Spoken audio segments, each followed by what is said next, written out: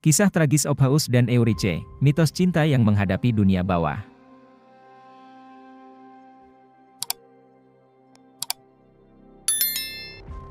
Halo guys, kembali lagi di channel Sukses TV. Kali ini saya akan membahas tentang kisah tragis Orpheus dan Eurice. Pada zaman mitologi Yunani, terdapat seorang musisi legendaris bernama Orpheus yang dikenal di seluruh dunia karena kemampuan luar biasanya dalam memainkan lira. Orpheus bukanlah musisi biasa, ia adalah putra dari Apollo, dewa matahari dan seni, serta Calliope, salah satu dari 9 muses yang menguasai puisi epik. Sejak kecil, Orpheus telah memperlihatkan bakat yang menakjubkan dalam seni musik. Ketika ia memainkan lira, alat musik yang ia terima dari ayahnya, suara melodinya mampu memikat hati manusia, hewan, bahkan alam semesta. Musik Orpheus begitu indah sehingga ia tidak hanya dikenal di kalangan manusia, tetapi juga dihormati oleh para dewa. Dengan sekali petik, lira Orpheus dapat membuat sungai berhenti mengalir, pepohonan tunduk, dan binatang buas menjadi jinak. Dalam perjalanannya, Orpheus sering diundang untuk memainkan musiknya di berbagai tempat, baik di kerajaan manusia maupun di alam para dewa. Tak jarang ia memainkan lira di hadapan para dewa di Gunung Olympus, menghibur mereka dengan musik yang menyentuh jiwa. Di tengah kejayaannya, Orpheus bertemu dengan seorang wanita bernama Eurice. Eurice adalah seorang nimfa, makhluk cantik dan mempesona yang menghuni hutan dan padang rumput. Ia terkenal karena keanggunannya, tetapi juga karena kebaikan hatinya.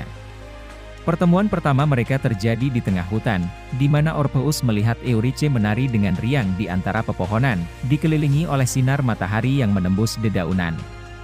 Pada saat itu, Orpheus merasa bahwa hatinya telah menemukan belahan jiwanya.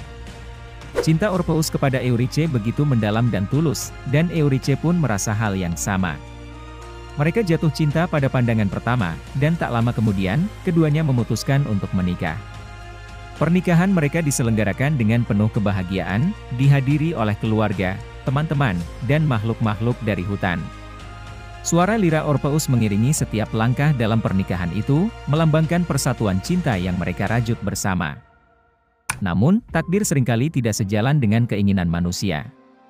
Pada hari yang seharusnya menjadi awal kebahagiaan abadi mereka, tragedi melanda. Setelah pernikahan, Eurice berjalan-jalan di hutan sendirian, menikmati keindahan alam. Saat ia melangkah tanpa sadar, ia menginjak seekor ular berbisa yang bersembunyi di bawah rumputan. Ular itu menggigit Eurice di tumitnya, dan racunnya yang mematikan segera menyebar ke seluruh tubuhnya. Eurice jatuh ke tanah, dan nyawanya melayang dalam sekejap. Berita kematian Eurice menghancurkan Orpheus. Dunia yang sebelumnya dipenuhi oleh musik dan kebahagiaan tiba-tiba menjadi sunyi dan gelap. Hatinya yang dulu ceria kini penuh dengan kesedihan dan keputusasaan. Orpheus merasa bahwa hidupnya tidak lagi memiliki arti tanpa Eurice di sisinya. Dalam kesedihannya, ia terus memainkan lira, namun bukan lagi melodi kebahagiaan yang terdengar, melainkan nada-nada penuh duka dan kehilangan. Diliputi oleh kesedihan yang tak terkatakan, Orpheus memutuskan untuk melakukan sesuatu yang belum pernah dilakukan oleh manusia manapun. Ia akan pergi ke dunia bawah, Hades, dan memohon kepada penguasa dunia orang mati untuk mengembalikan Eurice ke dunia orang hidup. Dengan tekad yang kuat dan lira di tangannya, Orpheus memulai perjalanan yang penuh bahaya menuju gerbang dunia bawah. Perjalanan menuju dunia bawah tidaklah mudah. Orpheus harus melewati banyak rintangan dan bahaya.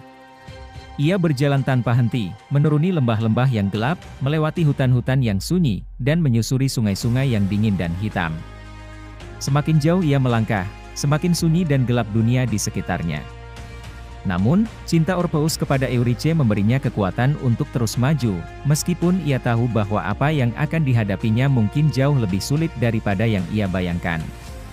Akhirnya, setelah perjalanan yang panjang dan penuh cobaan, Orpheus tiba di tepi sungai Styx, sungai yang memisahkan dunia orang hidup dari dunia orang mati. Di sana, ia bertemu dengan Charon, seorang pria tua dengan janggut panjang dan mata yang tajam, yang bertugas mengantar jiwa-jiwa orang mati menyeberangi sungai Styx menggunakan perahu tuanya. Charon terkenal sebagai sosok yang keras hati dan tak mudah tergerak oleh permohonan atau tangisan jiwa-jiwa yang ingin kembali ke dunia atas. Namun, Orpheus tidak berusaha memohon atau menangis. Sebaliknya, ia mengangkat liranya dan mulai memainkan musik yang begitu indah dan menyedihkan, hingga suara petikan senarnya menggema di seluruh lembah dan sungai. Mendengar melodi itu, hati Charon yang keras pun luluh. Ia mengizinkan Orpheus naik ke perahunya dan mengantarnya menyeberangi sungai Styx, sebuah tindakan yang sangat jarang dilakukan.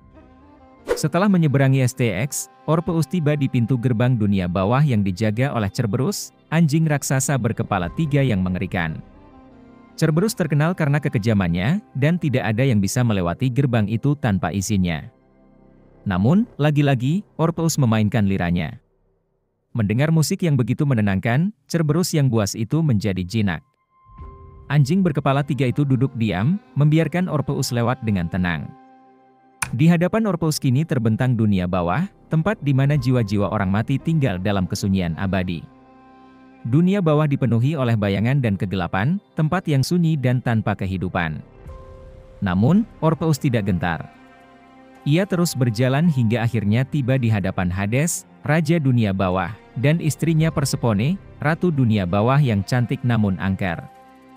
Dengan penuh ketulusan, Orpheus menceritakan kisah cintanya dengan Eurydice dan bagaimana kematiannya telah menghancurkan hidupnya.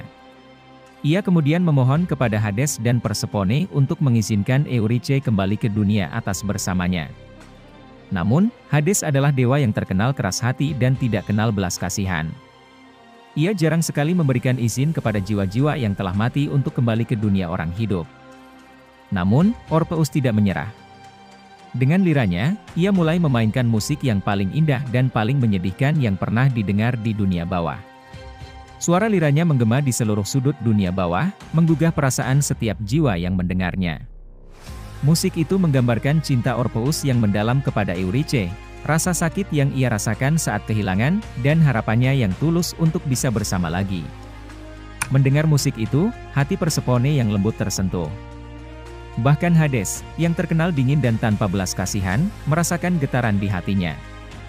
Setelah mendengarkan musik Orpheus, Hades akhirnya setuju untuk mengizinkan Eurydice kembali ke dunia atas, tetapi dengan satu syarat, Orpheus tidak boleh menoleh ke belakang untuk melihat Eurydice selama perjalanan mereka kembali ke permukaan.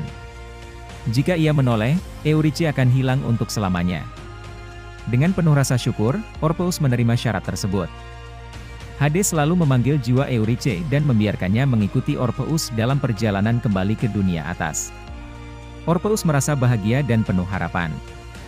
Ia mulai berjalan menuju gerbang dunia bawah, yakin bahwa ia akan segera bersatu kembali dengan Eurydice di dunia orang hidup. Namun, perjalanan menuju permukaan tidaklah mudah. Dunia bawah dipenuhi oleh kegelapan dan bayangan yang bisa menipu. Setiap langkah yang diambil oleh Orpheus terasa berat, seolah-olah setiap bayangan di sekitarnya berusaha menariknya kembali ke dalam kegelapan. Ia bisa merasakan kehadiran Eurydice di belakangnya, tetapi ia tidak boleh menoleh. Ia terus melangkah, meskipun hatinya dipenuhi oleh keraguan dan ketakutan. Semakin dekat mereka dengan pintu keluar, semakin besar keraguan di hati Orpheus. Bagaimana jika Hades hanya mempermainkannya? Bagaimana jika Eurydice tidak benar-benar ada di belakangnya? Bagaimana jika semua ini hanya ilusi? Pikiran-pikiran ini terus menghantuinya, membuatnya semakin gelisah. Meskipun ia tahu bahwa ia harus tetap kuat, ketakutan itu semakin besar seiring dengan langkahnya. Tepat sebelum mereka mencapai pintu keluar dunia bawah, Orpheus tidak bisa menahan diri lagi.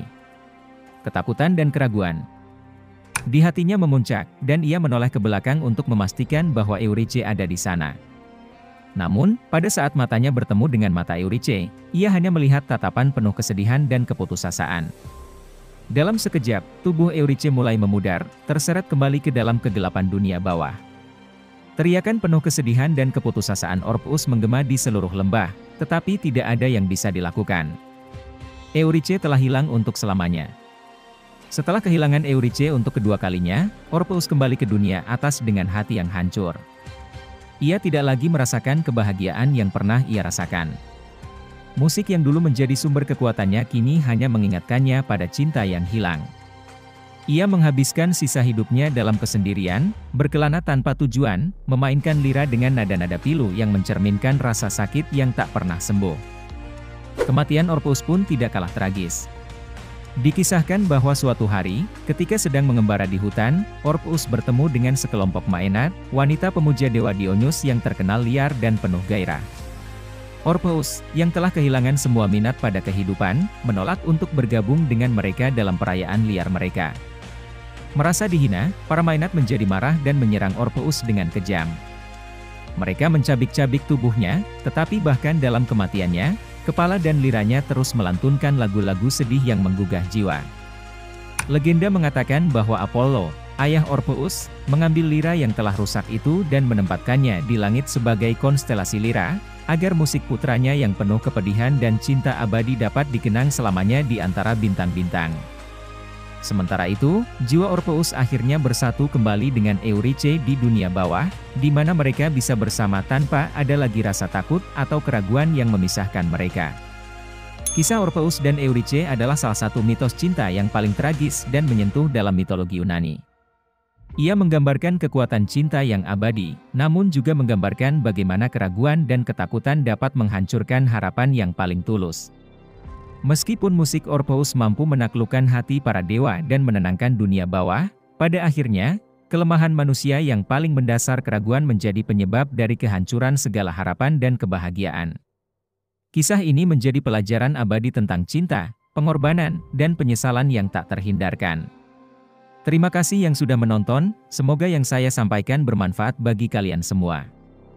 Jangan lupa like, komen, share dan subscribe. PAC out.